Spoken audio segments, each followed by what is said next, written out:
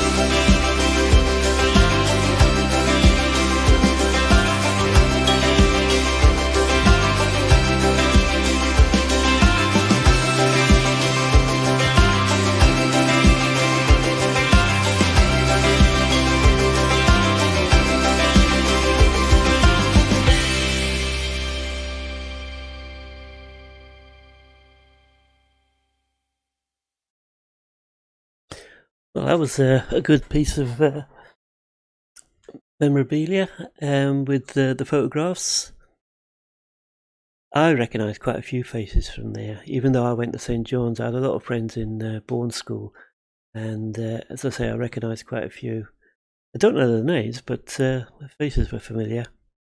And next is our guest speaker tonight, teacher called Bill Johnson, and he's recalling the recorder group mainly, and the time he organised reunions, met up with them again 44 years later or whatever, and had various reunions and that. So I'll let him tell him himself. Bill Johnson. Welcome to the program, Bill. You're a retired school teacher who worked at Pasir School and then the Wessex Junior School in Singapore, and you had a recorder group going. You had sent me a photograph of a reunion you had a few years ago with some of your ex-pupils from that recorder group. Can you tell me how that reunion came about and what happened, basically? Thank you, Tom. You must excuse my COVID haircut tonight. I'm waiting for the hairdressers to open again. Makes me look like a mad professor, but then most of us do. I think most people watching this video probably went to one of the secondary schools in Singapore. Alexandra Grammar or Secondary Mod, Bourne School, St. John's, Changi Grammar, Seletar Secondary or the Naval Base. But I did notice on the enormous list of names on the SINGUS website that there are quite a few of you who went to one of the primary schools as well. I, a humble primary school teacher at Pasir Panjang, which later became Wessex Junior School, I was there from 1963 to 1969, and I've got a very special relationship to tell you about. In 1963, my wife and I, at the tender ages of 23 and 24 respectively, first arrived in Singapore, uncertain whether we would find a modern 20th century metropolis or a third world city carved out of the surrounding jungle. We did try to find out before applying from a friend in a Croydon secondary school. He lent us a geography textbook. Whilst I'd been appointed to Pasir Panjang, my wife was offered a job at nearby Alexandra Junior School on Nepal Circus by the characterful head teacher, Mrs. Boswell. There were more than 500 children in Alexandra and in Pasir Panjang, and there was also Pasir Panjang and Alexandra infant schools. They were sizable schools too. I once worked out that there were more than 10,000 children being educated at the Army, RAF and Naval Base schools at any one time. Pasir Panjang had streamed classes at this time, and in September 1964, I became teacher of Class 2-1, the A stream of the second year juniors. Whoops, that was the old money. I should have said year 4. They were an amazing group of children, and sometimes I felt I was having to keep up with them rather than the other way around. Although the turbulence of service life meant that children were coming and going at all times, there was a stability in 2-1 that welded us together into a happy, purposeful unit. A number of them were also members of my recorder group who practiced during after-school activities and became a very talented element of the many concerts the school put on. This picture shows my beginners recorder group. There were so many, and we made so much noise, we were banished to the hall of the infant school the other side of the field. The majority of teachers were young and enthusiastic, and 2 men who arrived a year after us and I competed for the first step up the promotion ladder. Here, one of them, Tony Webb, with whom we've kept in contact ever since he arrived in 1964, meeting up with him and his wife and 3 other colleagues of the same vintage every October. Here he's entertaining his own class and the onlookers, making a hot air balloon. What a typically happy, carefree picture of school life at Pasir Panjang it is. We didn't know about health and safety. Look at those girls on the railings upstairs. I offered to do a monthly assembly where I told the children about a well-known piece of music. I belonged to the record library in town, so I would borrow the appropriate disc and record short extracts. Everyone bought a reel-to-reel tape recorder as well as a camera in those days. Then I took the tape deck into school and talked about the story behind the music, illustrating it with the bits I'd recorded. The children seemed to enjoy these assemblies, though I didn't think they'd remember much about them. I stayed at Pasir Wessex, for 6 years before deciding to move the family, now including 2 children born at BMH Singapore, to West Germany to beat the rush there in the next 2 years with the closing of all service schools east of Suez. After a year, I became deputy head at Bunda Primary School, and 2 years later, its head. We moved back to England in 1975 when I opened a brand new school in Northamptonshire. In 1988, my wife and I returned to Singapore after an absence of 19 years. We were blown away by how the place had changed from the sleepy, smelly city we remembered. In a hired car, we drove over to Portsdown Road to see if anything of the school was left. When I parked near the entrance gate and got out of the car, the man sitting near the steps, who'd been a boy, one of the site team in the 1960s shown here, stood up, and when he recognized me, he went over to the wall supporting the flat roof and banged his hand against it time after time. We walked over to him, and he expressed his delight at seeing me again.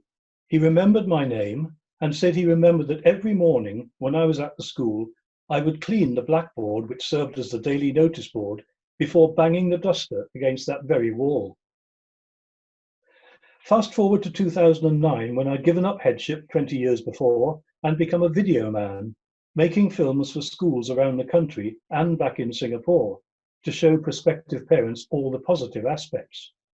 A private school, Tanglin Trust, took over the Wessex School buildings and the site, and was one of the schools I made a film for.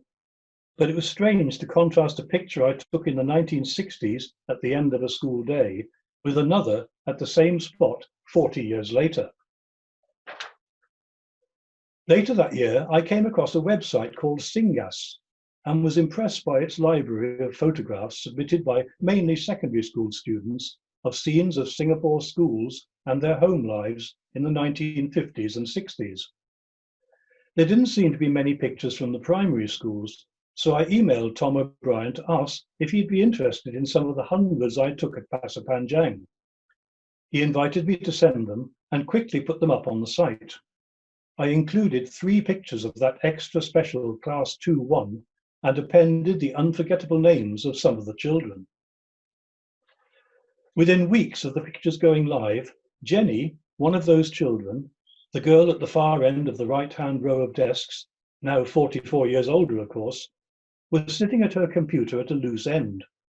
She decided to type her maiden name into Google and was astounded when this picture of her in my class came up. She immediately emailed Tom to ask if he could give her my email address. Quite properly, Tom asked my permission, which I gladly gave, and a few days later I received a lovely email from Jenny. I was absolutely thrilled to bits when I found my photo, she wrote. I was idly Googling my name and maiden name to see what would come up because I'm designing a new website. Lo and behold, Jenny Tippett Isles led to this great singas.co.uk website. It made my day to then realise that my teacher from Pasir Panjang had posted the pictures. Like many army children, I went to many schools, but my days in Singapore were the happiest, not least because I had such a fantastic teacher who has a special place in my heart. You made such a difference in my life. You encouraged my love of music. I cried in the hall when you played Jupiter and taught us all to play the recorder. I played tenor, and this led to me learning the piano when I was 12. I still play and also pick up a guitar now and then, and also did quite well with clarinet later in life. I don't think teachers ever have the recognition they deserve, so I just want to, and here out of due modesty I've left out a few phrases, thank you for making my years at Pasir Panjang so happy. Within days, Judith, from the same class and the recorder group, the girl 4th from the left in the front row here, wrote in a similar vein. I was particularly impressed and gratified that she, like Jenny, remembered those music assemblies. I have such fond memories of Pasapanjang. I'm sad that none of my children really had the fantastic start that I had. I suppose my son is doing music because I learnt the recorder at Pasapanjang. And although there were no opportunities for the others to do music at primary school, I insisted they all played something. Do you remember how you played us different music every day going into assembly? That was so good. When I found out that Judith lived in Sheffield and Jenny in Essex, with me in Leicestershire, I suggested that we met at my house, which was about equidistant from both. We fixed a date, and they turned up at around 11 o'clock in the morning. After the greetings, coffee, and catching up on the past 44 years, I led them into a room where I'd set up 3 recorders, the music books we'd played from, and a reel-to-reel tape recorder. And we played the pieces along with the tape I recorded of them doing the same thing in 1965. Surreal.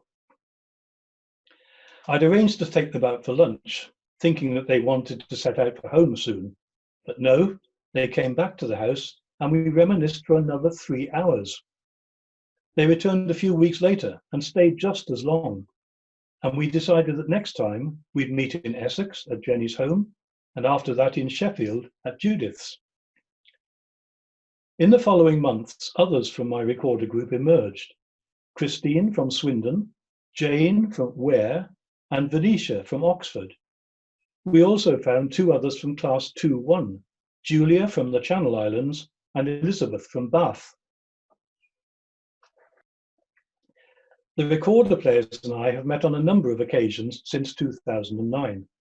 We've been to the Lord Mayor's Show, the Olympic Park, ridden the Post Office Underground Railway, been up the Shard, and all over the place. We've become very dear friends, my little 9-year-old pupils and I. How amazing. Because all you service families moved around the world so frequently when your fathers were posted, there was no way I could ever have traced these former pupils, even if I'd thought of it. But thanks to you, Singus, for being there and enabling these ladies, now in their 60s, to make contact with their even older teacher. As a postscript, if Jenny had typed her maiden name into Google just 2 weeks earlier, my photographs would not have been up on the Singus website, and I would never have had the pleasure of meeting up again with the children who gave me such happiness when we were all together in class 2-1 at Pasapanjang. Stop press. I was always sorry to think that there was never a class picture taken of me with those 2-1 children. But my wife, who's been spending weeks going through thousands of our photographs, found this one today, the day we made the recording. Thanks very much, Bill, for coming along and sharing your memories.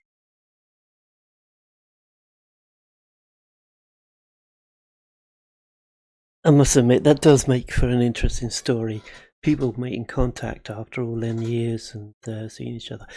Again, if you've got any stories like that, you know, where you've made contact with somebody after many years, send us a photograph, and maybe if you want to talk about it, we'll get you on and tell everybody about it. Anyway, my thanks to Bill for that. Before I play the last video, which is Alan Cottrell's, I just want to say that we're on again in a fortnight's time, at the same time, Monday night, 8 o'clock, all being well. There is a recording of this particular program that goes out tomorrow when I get time to upload it and that. So that will go onto the pages, and it'll also go on YouTube. And there'll be a link from my website homepage to the video as well. So plenty of people do get to see the video. Even though not many look in on the night, you know, obviously because some people are in Australia or Canada, you know, where it's a totally different time of day for them to be watching us on the internet. Anyway, I'll say goodbye now, and we'll see you in a fortnight's time. Take care.